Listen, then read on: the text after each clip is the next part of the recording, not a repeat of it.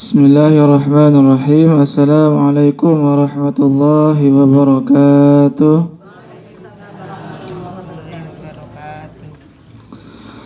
Alhamdulillah wassalatu wassalamu ala Rasulillah wa ala alihi wa sahbihi wa man walah wa la hawla wa la quwwata illa billah.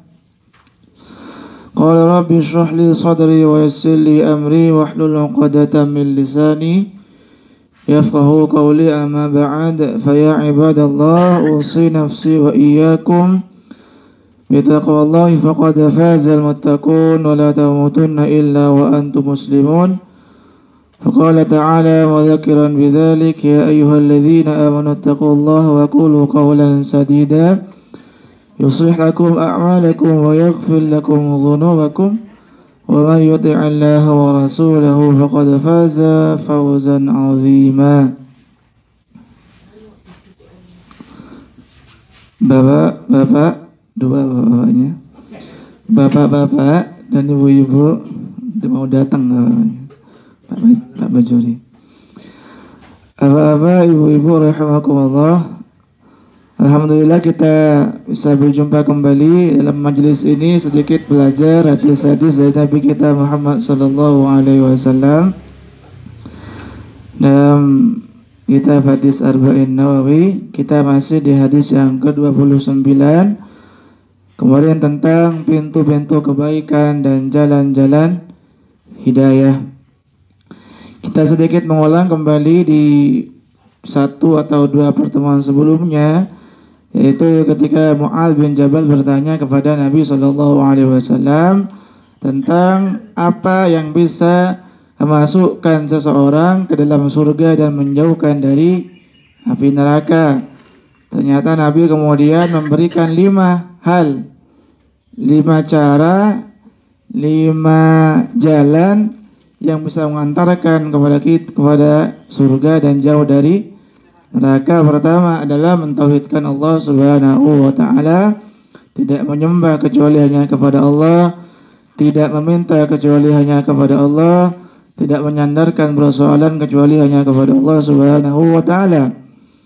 Kemudian yang kedua, mendirikan salat 5 waktu, zuhur, asar, maghrib, isya dan subuh. Kemudian menunaikan zakat bagi orang yang sudah wajib tentunya. Yang keempat adalah puasa Ramadan. Yang kelima adalah haji, menunaikan ibadah haji ke Baitullah bagi yang mampu untuk mengadakan perjalanan ke sana.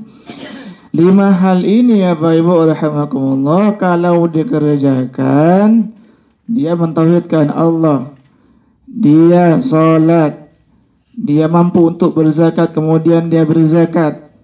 Yang keempat, dia puasa Ramadan. Dan yang kelima, dia punya biaya untuk haji, kemudian dia haji.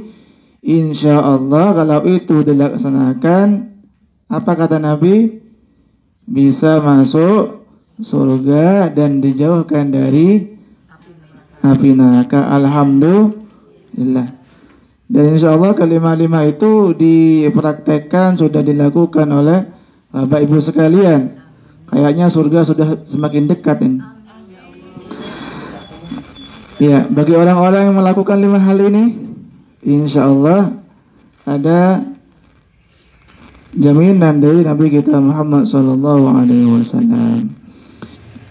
Kemudian Bapak Ibu rahimakumullah, Nabi juga memberikan beberapa pintu-pintu kebaikan. Jadi di samping kita haji, mentauhidkan Allah, puasa Ramadan, zakat, dan kemudian Nabi juga memberikan amalan-amalan sebagai tambahan amal-amal soleh dan pahala.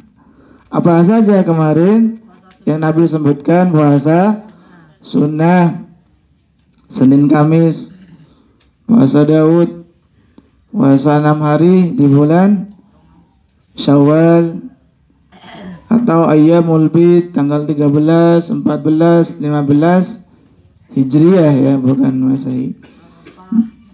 Ya, Kemudian Arafah itu juga itu berbagai macam puasa sunnah yang kata Nabi, puasa itu adalah junnatun, perisai tameng agar kita terhindar dari api neraka yang pertama, dan yang kedua adalah terhindar dari berbagai macam kemaksiatan yang biasanya berpotensi dilakukan ketika tidak sedang berpuasa. Karena orang berpuasa itu pertama tentunya syahwatnya agak sedikit turun, sehingga otomatis potensi untuk melakukan kemaksiatan dan dosa juga berkurang. Makanya puasa dikatakan sebagai perisai atau tameng.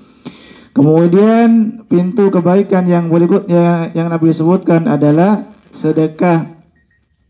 Walaupun tentunya tadi sedekah tidak wajib, yang zakat yang wajib adalah zakat, sedekah itu tidak wajib, tetapi tentunya alangkah luar biasanya ketika kita bisa meluangkan sedikit rezeki atau banyak ya kepada orang-orang yang membutuhkan. Kenapa? Kata Nabi, sedekah itu bisa menghapus kesalahan sebagaimana api atau air yang memadamkan api. Itu kan luar biasa.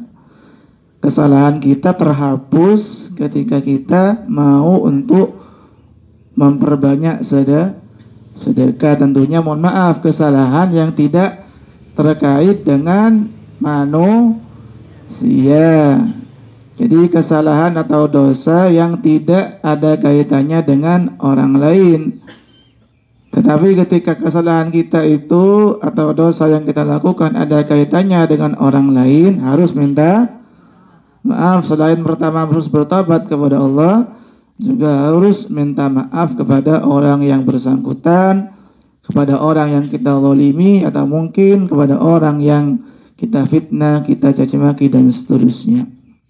Alhamdulillah.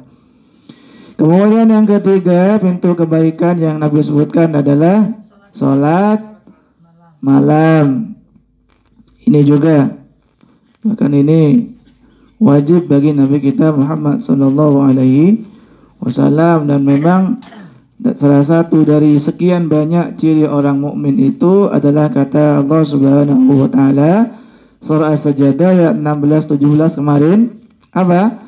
Tatajafa junubuhum 'anil madaji', al-ayah. Apa namanya? Lambung mereka jauh dari tempat tidur mereka. Bukan untuk nonton bola atau nonton TV, tapi yad'una rabbahum khaufan wa tama'a. Mereka jauh dari tempat tidurnya untuk apa? Yad'una rabbahum khaufan wa tama'a. Mereka beribadah kepada Allah Subhanahu wa taala. Itulah bagian dari ciri orang-orang mukmin. Dan lagi-lagi tiga pintu kebaikan ini, puasa sunnah, sedekah, sholat malam, kira-kira dilakukan atau tidak sama Bapak Ibu di sini? Insya Allah dilakukan. Udah hampir semua dilakukan. Puasa sunnah, insya Allah Bapak Ibu di sini ketika Ayyamul Bid puasa. Apalagi biasanya Senin Kamis, luar biasa. Termasuk sedekah juga dilakukan. Setelah ini ada teh barang gitu kan. Kemudian ada jajan, itu sedekah. Nah, siapa yang menyediakan ini? Itu insya Allah itu. Mungkin Bu Jira mungkin ya. Kemudian termasuk sholat malam. Ini mohon maaf, saya yakin Bapak Ibu di sini terbiasa sholat malam, insya Allah istiqomah, amin. Itu, dan itu luar biasa. Sebagaimana kemarin kata Rasulullah SAW ketika menyampaikan kepada Hafsah istri beliau, kata Rasulullah, inna akhaka rajulun sholih. Istriku, sungguhnya adikmu tuh Ibnu Umar, dia adalah orang soleh, orang baik. Lau annahu yaqumul lail, tapi seandainya dia bangun untuk sholat malam, niscaya tingkat kesalehannya jauh lebih tinggi lagi levelnya. Itu. Jadi orang yang tidak sholat malam insya Allah masih sholat. Tetapi ketika dia istiqamah sholat malam itu jauh lebih dahsyat tingkat kesalehannya, itu kata Rasulullah Sallallahu Alaihi Wasallam. Setelah itu Ibnu Umar, maka Ibnu Umar bilang, setelah itu saya tidak pernah meninggalkan sholat malam, kata Ibnu Umar radhiyallahu anhu. Itu saking luar biasanya sholat malam. Bapak Ibu rahimakumullah, kita lanjutkan potongan hadisnya. Ini hadis yang ke-29 maksudnya. Sunnaqal, kemudian Nabi bersabda, kita lanjutkan Bapak Ibu. Kemudian Nabi bersabda, ala ukhbiruka bi ra'sil amri wa umudihi wa zirwati sanamihi. Kemudian Nabi bersabda, maukah kamu aku beritahu tentang pokok semua perkara, tiangnya dan puncaknya.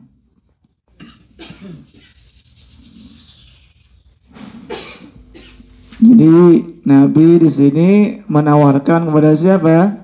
Mu'adz bin Jabal. Wahai Mu'adz bin Jabal, maukah kamu saya beritahu apa itu pokok segala perkara, tiang-tiangnya dan puncaknya? Qultu, saya berkata atau saya menjawab, kata Mu'adz bin Jabal ya. Saya menjawab, bala ya Rasulullah. Enggak ya Rasulullah, kata Mu'adz bin Jabal. Ya, kalau terjemah Jawa ya. Bala ya Rasulullah. Iya ya Rasulullah. Qala, Rasulullah berkata atau menjawab, Ra'sul amri al-Islam. Pokok perkara itu adalah Islam. Wa umudu as-salah, dan tiangnya adalah salat. Wa dzirwatu sanabihi al-jihad, dan puncaknya adalah jihad.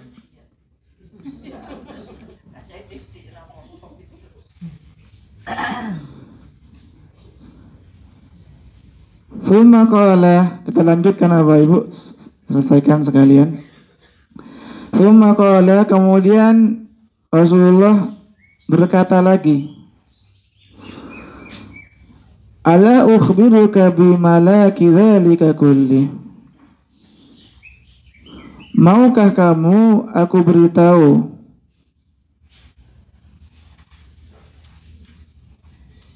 suatu perkara yang apabila dilakukan kamu akan mendapatkan semuanya? Maukah kamu aku beritahu suatu perkara yang apabila dilakukan akan mendapatkan semuanya? Faqultu bala ya Rasulullah. Saya menjawab, iya ya Rasulullah.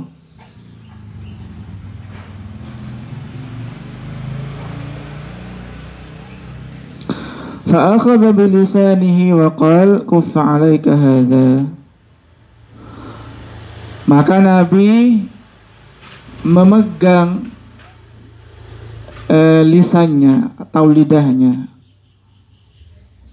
Waqal, kemudian berkata, kuffa 'alaika hadza. Tahanlah ini. Apa maksudnya ini? Lisannya maksudnya.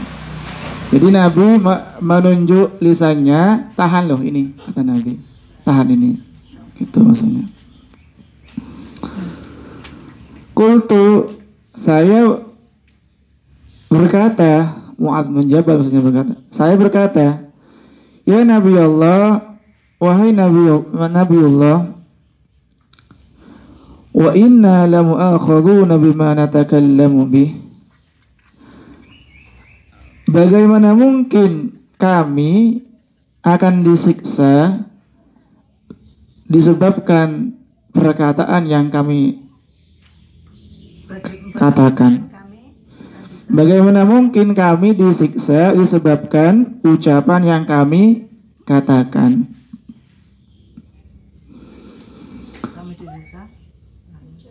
Bagaimana mungkin kami disiksa disebabkan apa? Iya, karena ucapan, boleh juga. Faqal, Nabi menjawab, wa hal yakubun nas bin nari ala wujuhihim ala manakhirihim illa hasaidu alsinatihim.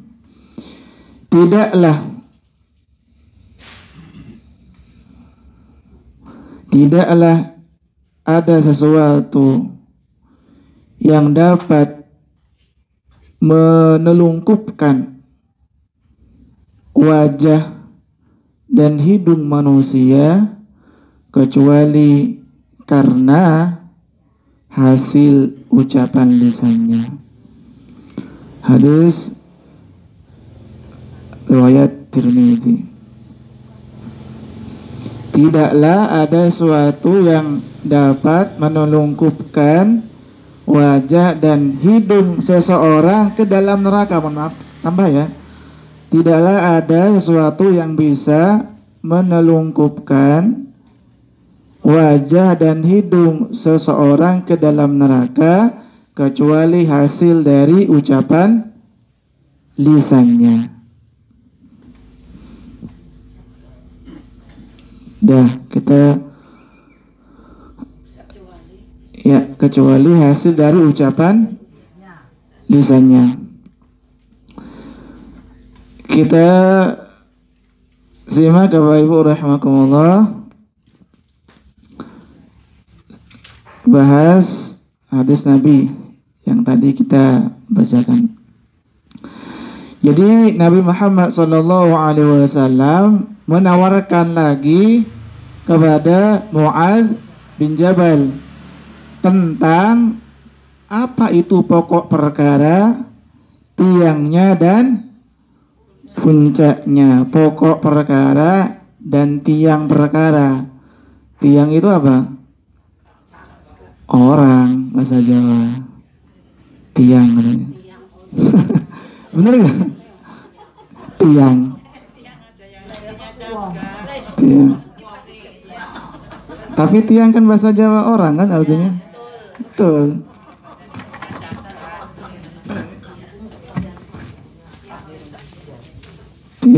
Tiang Jawa misalkan. Iya. Itu. Jadi pokok perkara apa, Bapak Ibu? Islam, kata Nabi. Jadi pokok segala perkara itu adalah Islam. Apa itu Islam? Salah satu definisi Islam itu adalah selamat bisa, atau yang disebutkan oleh Muhammad bin Abdul Wahab, kata beliau apa? Al-istislamu lillahi bitauhid, yaitu berserah diri kepada Allah Subhanahu wa ta'ala. Itu pokok perkara itu. Jadi segala urusan, baik urusan dunia termasuk urusan akhirat, semuanya diserahkan hanya kepada Allah Subhanahu wa ta'ala. Itu Islam itu. Semuanya disandarkan kepada Allah Subhanahu wa ta'ala. Termasuk tadi Islam artinya selamat, artinya orang yang ketika dia menjalankan Islam ini secara baik akan dapat dipastikan hidupnya akan selamat di dunia, lebih-lebih nanti di akhirat. Bapak Ibu, yakin atau tidak ini? Jadi benar, orang yang mempraktekkan ajaran Islam di dunia dia selamat, bahagia, apalagi nanti di akhirat. Islam melarang khamr misalkan. Kita tinggalkan khamr, bagus atau tidak? Bagus. Islam melarang pencurian, kita tidak mencuri, selamat atau tidak jadinya? Selamat. Kalau maksa mencuri, siap-siap di penjara. Orang Islam melarang korupsi, kita nggak korupsi. Selamat atau tidak? Selamat insya Allah. Tapi kalau kayak saya kan belum mungkin korupsi, tapi insya Allah enggak. Karena kan bukan pejabat soalnya. Yang pejabat-pejabat ini yang kemungkinan punya potensi untuk korupsi, tapi insya Allah tidak, kita doakan Allah. Jadi Islam tadi apa? Berserah diri kepada Allah Subhanahu wa ta'ala.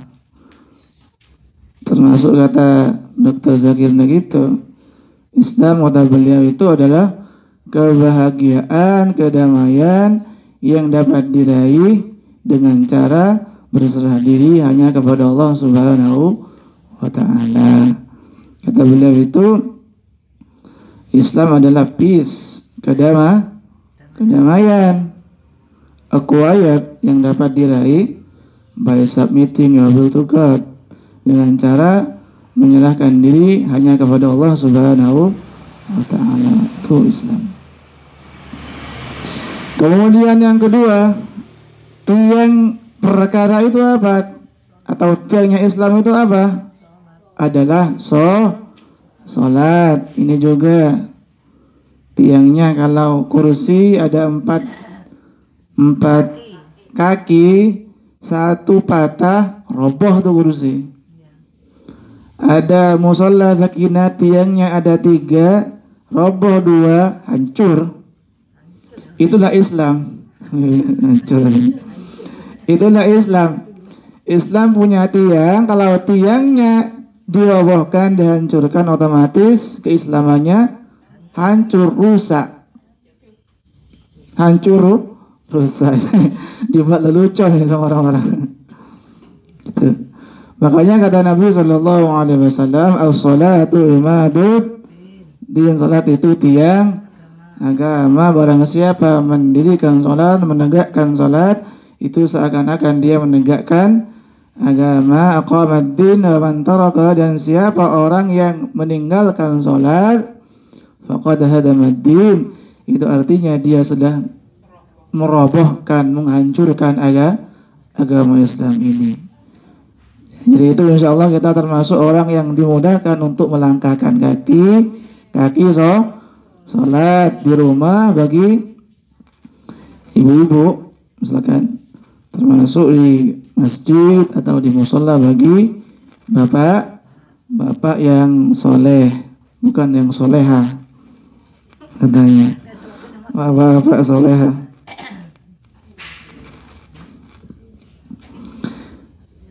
Itu yang kedua.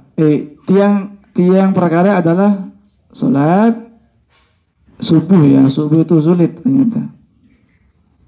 Itu sholat yang paling berat bagi siapa?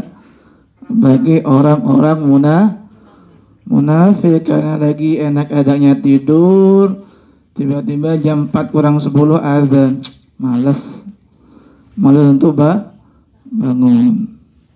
Kalau sholat yang paling ringan apa? Waktu apa biasanya ya?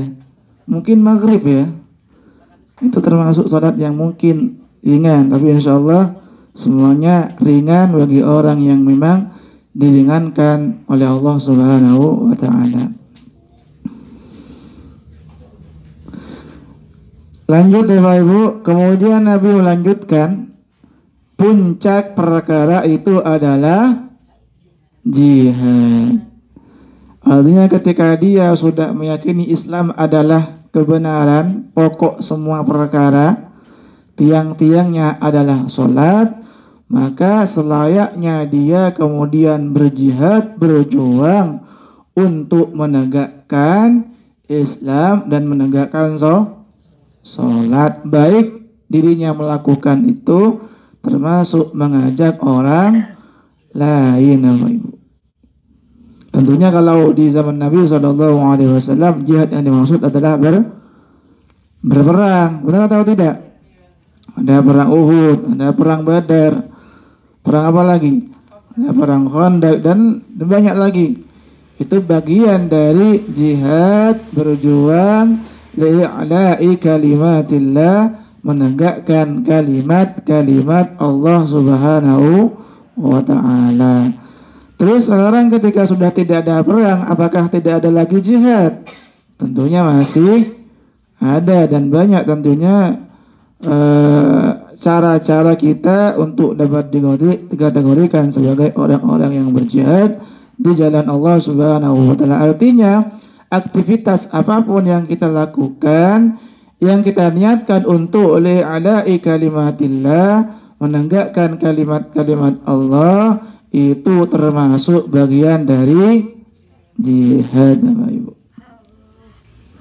Misalkan dia mengajar dengan tujuan menyebarkan Islam, menegakkan kalimat-kalimat Allah, itu masuk kategori jihad fi sabilillah. Ya, termasuk yang ngaji juga, karena nanti setelah selesai ngaji, diajarkan kepada anaknya, kepada cucunya, benar atau tidak ya Pak? Benar. Diajarkan kepada Ras dan Iqbal ya itu. Iya. Oh iya. Itu bagian dari jihad, insya Allah. Menyalurkan, menyebarkan Islam kepada orang lain. Itu bagian dari jihad fi sabilillah. Jihad di jalan Allah, bukan jihad di jalan Kalpataru ini ya, bukan. Tapi jihad di jalan Allah, bukan jalan Pajajaran sini, bukan. Kenapa? Karena ada orang yang berjihad, berjuang di jalan setan juga ada. Benar atau tidak? Benar. Jadi ada orang yang berperang untuk menegakkan kalimat-kalimat Allah. Ada juga orang yang berperang menegakkan kalimat-kalimat setan. Ada atau tidak, Bapak Ibu? Ada. Coba nanti dilihat di Quran surah An-Nisa ayat ke-77. Bentar kok. Saya lihat lagi ya. Surah An-Nisa. Pada apa tadi? Sebentar. 76, mohon maaf. Kata Allah, alladzina amanu yuqatiluna fi sabilillah walladzina kafaru yuqatiluna fi sabilit taghut. Al-ayah.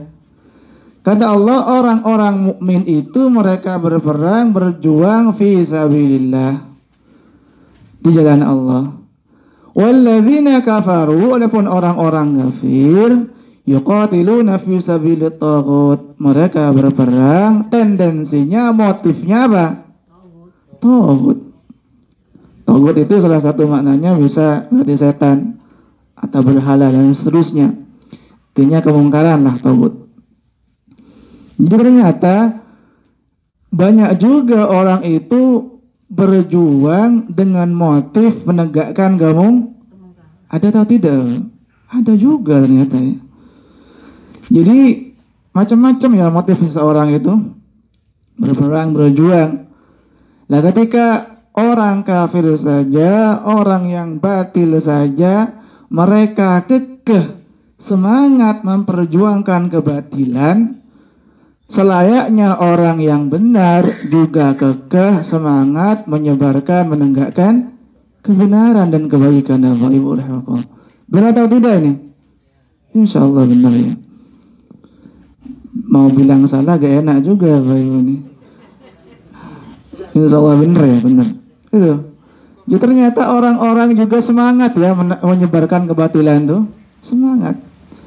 Tentunya selayaknya kita juga semangat juga.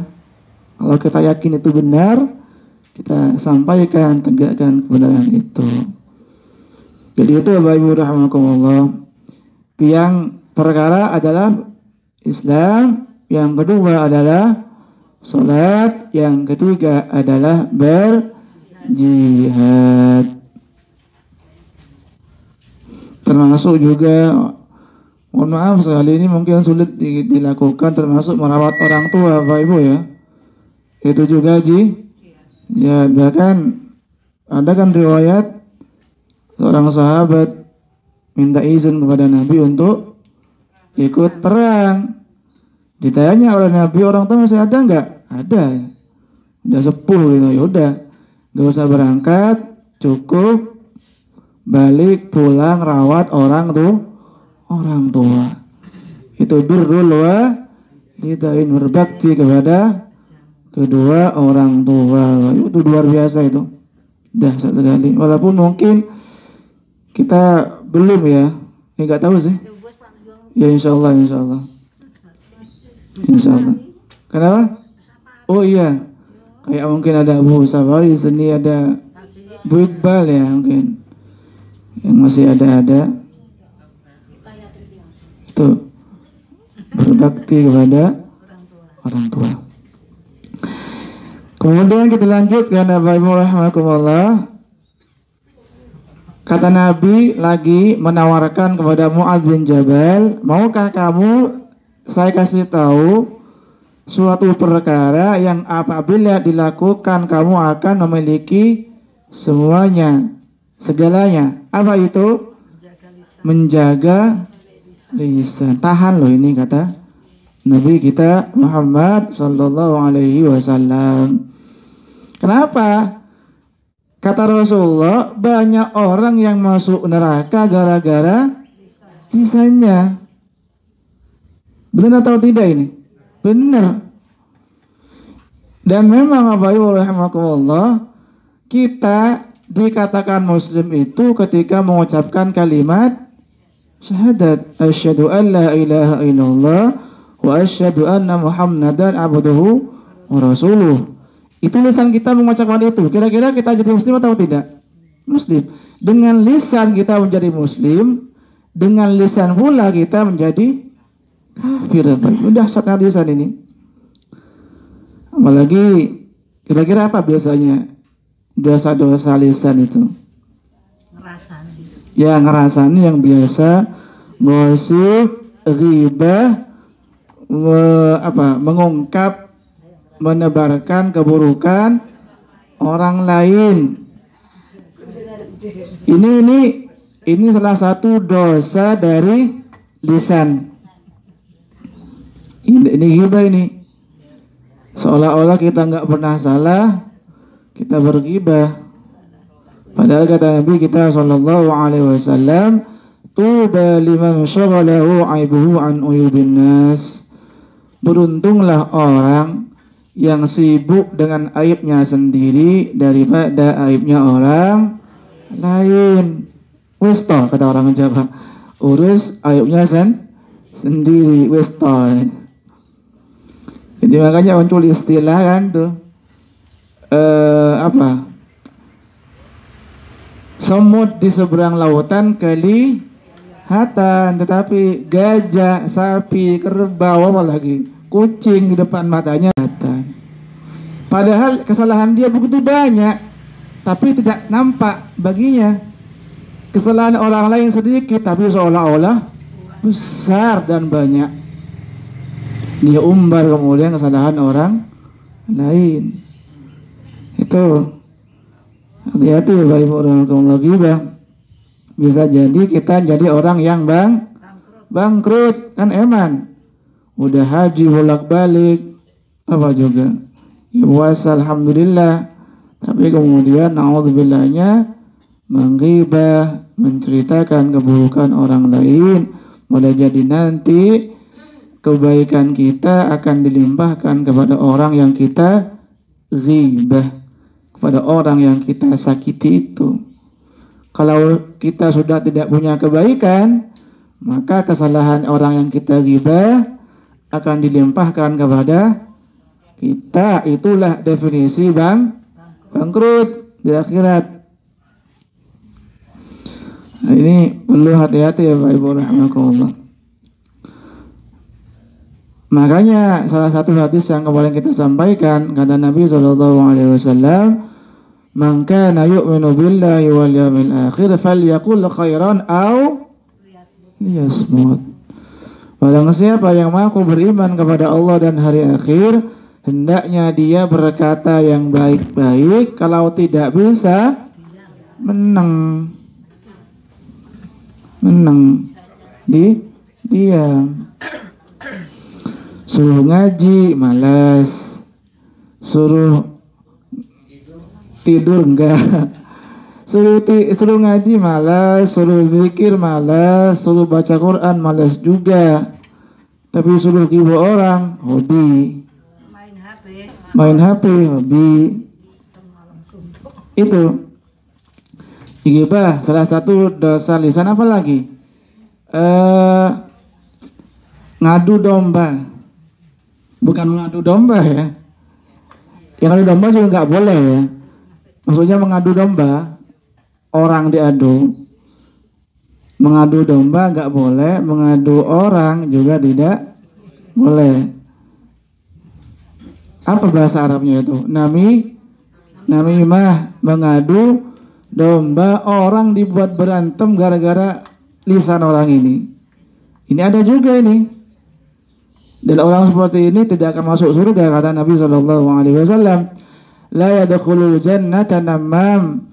Tidak akan masuk surga namam, orang yang suka mengadu domba orang itu. Kata orang Madura itu. Itu orang diadu kan? Ya, diadu domba. Iya, adu domba. Termasuk terkait dengan mengadu domba ini disebutkan di Quran ya Bapak Ibu. Di Quran surah Al-Qalam surah ke-60 67 ya? Iya 68 maaf. 68 ayat ke-11. Kata Allah, hamazim masya'im binamim. Jadi jangan kalian ikut orang yang suka mencela dan orang yang berjalan-jalan dengan mengadu domba. Jadi orang itu dikompori. Tahu dikompori ya Pak Ibu ya?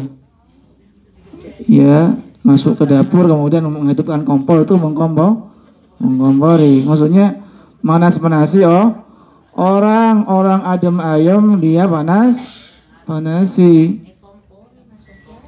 Itu dikompori.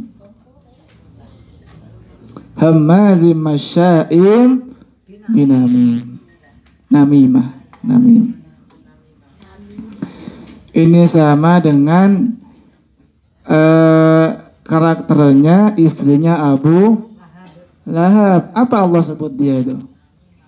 Tabbat yada abi lahab wa tab ma aghna anhu maluhu wa ma kasab sayasla naran dzata lahab wa imra'atuhu hamma.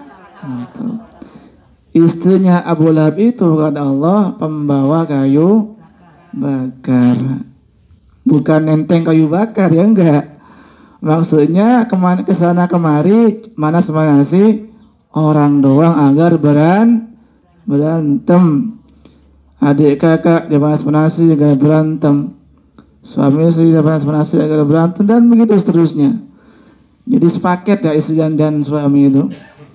Abu Lahab dan istrinya, Pak Lahab dan Bu Lahab sepaket.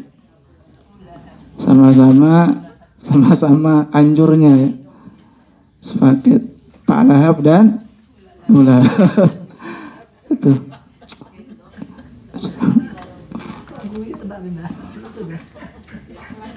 Itu contoh rumah tangga yang sangat-sangat tidak ideal ya. Yang ideal tentunya Rasulullah Shallallahu Alaihi Wasallam, keluarga yang ideal. Rasulullah ya soleh banget malah gitu kan. Ya, Nabi dan Rasul, istrinya insya Allah termasuk ummul mukminin solehah. Alhamdulillah. Itu contoh. Termasuk Asiyah dan Fir'aun. Itu contoh rumah tangga yang ya lumayan. Walaupun tidak ideal banget Bapak Ibu. Fir'aun ya didengkotnya kafir, bahkan mengaku Tuhan, punya istri siapa? Asiyah yang dia beriman kepada Allah. Ada lagi Nabi Lut atau Nabi Nuh, istrinya kafir. Kebalikannya.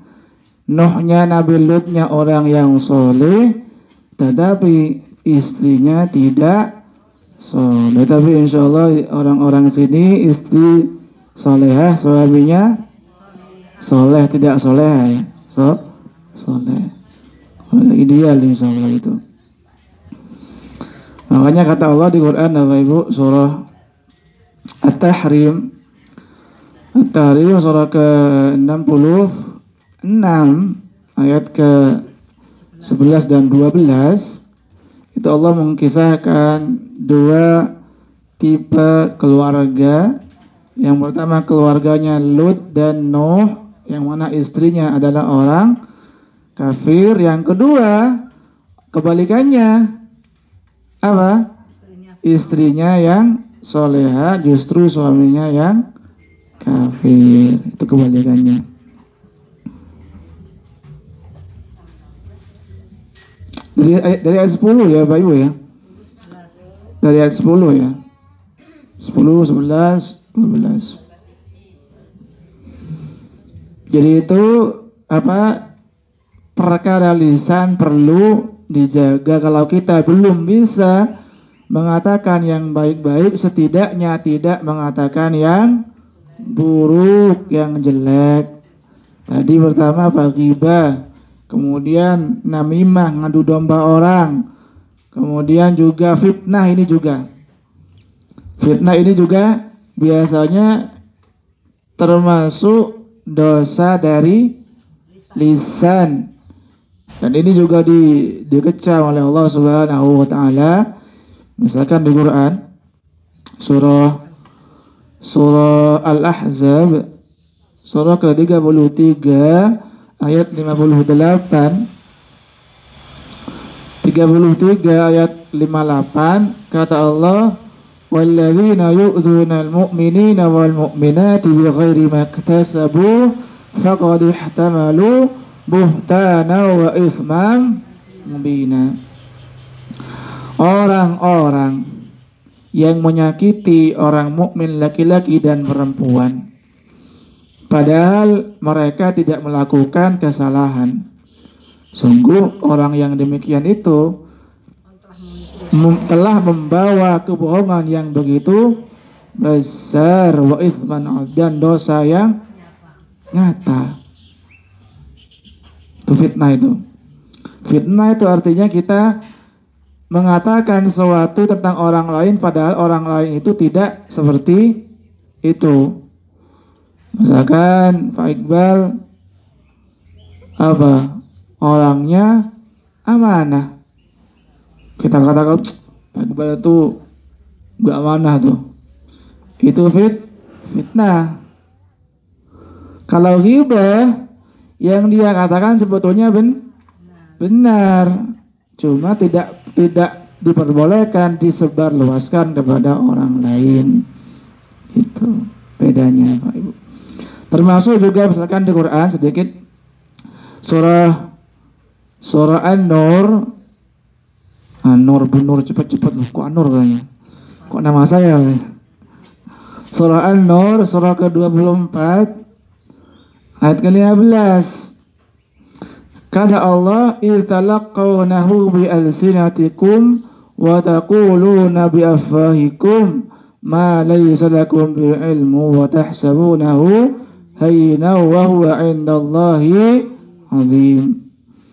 Jadi ketika mereka menyebarluaskan berita bohong itu, fitnah tentang Aisyah yang difitnah selingkuh, wa tahsabunahu hayyinan, dan mereka menyangka bahwa menebarkan berita bohong dan fitnah itu adalah urusan remeh, urusan enteng kata mereka, padahal kata Allah itu urusan besar. Wa huwa 'indallahi 'azim. Urusan menebar fitnah, menebar kebohongan dalam pandangan Allah itu adalah urusan yang begitu besar, jangan dianggap enteng, jangan dianggap remeh Bapak Ibu. Dan semua kita termasuk orang-orang yang bisa menjaga lisan. Kebalikannya orang yang ketika orang yang tidak bisa menyegah lisannya masuk neraka. Artinya ketika ada orang yang mampu menjaga lisannya, insya Allah masuk surga sebagaimana sabda Nabi kita Muhammad sallallahu alaihi wasallam. Kata Nabi, barang siapa yang menjaga sesuatu di antara dua jenggotnya dan sesuatu di antara kakinya atau pahanya dalam riwayat yang lain, saya jamin surganya. Atmin lahu jannah ma baina yahdayhima wa baina rijlaihi atmim lahu jannah. Orang yang mampu menjaga sesuatu yang ada di antara dua jenggot, dua apa ini? Kumis dan jenggot. Mulutnya dijaga. Termasuk sesuatu yang ada di antara dua kakinya, kemaluannya dia jaga. Maka kata Nabi, atnan lahu jannah, saya jamin alhamdulillah. Jadi itu perlu dijaga Bapak Ibu, perlu dijaga. Karena tidak ada kalimat yang terlontar kecuali dicatat oleh yang mencatat. Siapa? Malaikat. Terakhir Allah sebutkan di Quran surah Qaf, surah ke-50 ayat ke-18. Kata Allah, ma yalfidhu min qawlin illa ladaihi raqibun atid. Tidaklah perkataan ucapan itu terlontar illa ladaihi raqibun atid, kecuali akan dicatat oleh malaikat pencatat. Tidak usah khawatir, akan tercatat semuanya Bapak Ibu. Tidak akan yang luput dari catatan, dari rekaman, dari CCTV-nya malaikat tuh. Nah, itu. Jadi itu mungkin Bapak Ibu rahimakumullah bisa disampaikan, semoga bermanfaat. Dan kalau memang ada yang perlu disampaikan, ada Mi? Gak ada ya? Ibu-ibu, siapa yang mau bertanya, monggo. Tapi ini udah jam 5, mungkin udah. Satu pertanyaan adakah, Bu? Jelas, Ibu? Insyaallah jelas. Alhamdulillah. Masuk ilmunya, Masya Allah, subhanallah. Enggak ada, Ustaz? Nggih katanya. Semoga bermanfaat. Kita tutup dengan kafaratul majlis. Subhanakallahumma wa bihamdika asyhadu an la ilaha illa anta astaghfiruka wa atubu ilaik. Assalamualaikum warahmatullahi wabarakatuh.